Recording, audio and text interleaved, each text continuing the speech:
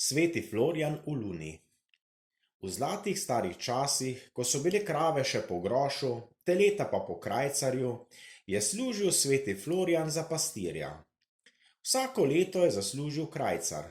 Tako je služil 3 leta in zaslužil 3 krajcarje.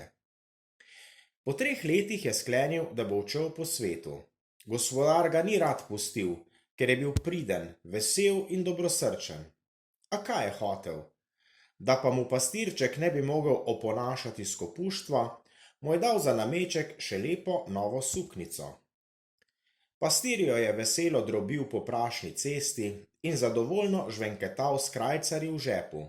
Suknjico pa je nosil kar v roki, tako mu je ugajala.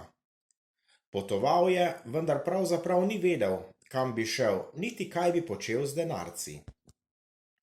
Srečal je siromašno oblečenega popotnika z lepo črno brado, ki ga je poprosil za krajcar. Dal mu ga je, saj je imel v žepu še 2, čez roko pa suknjico. Žvižgaje jo je drobil naprej. Prišel je za ovinek. Tu ga je znova poprosil za krajcar popotnik, ki je bil na moč podoben prvemu. Pastir je dal tujcu še drugi krajcar in se niti ozrl ni za njim. Na 3. ovinku je pastirčka spet prosil za krajcar popotnik, ki je bil tak, kot bi bil brat prvih 2. A pastirčku tudi zadnjega krajcarja ni bilo žal. Še pogledal ni, komu ga je dal, in je šel dalje. Zdaj seveda ni mogel več žvenketati z denarjem, pač pa je to delal popotnik. Dobro, da pastirček tega ni slišal. Morda bi bil tedaj vendarle malo hud, vsaj toliko, da bi pljunil ali sam sebi pokazal noge, kar je naredil gospodar, kadar je šel od doma, da ne bi dobil urokov.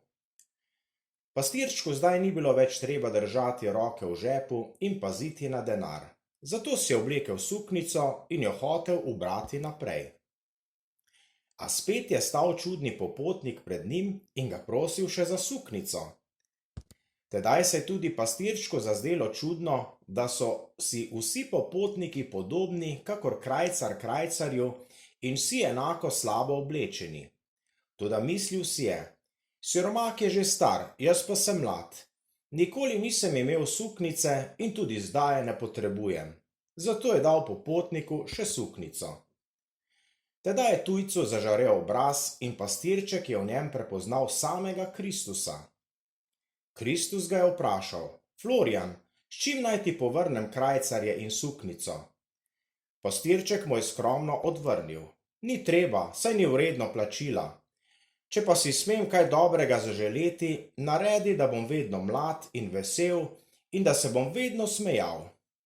Želja se mu je izpolnila. Prišel je v luno in od takrat se vsak mesec pomlaja in vedno dobrohotno smeje. Posebno v mlaju, kadar gleda mene ali tebe ali koga drugega.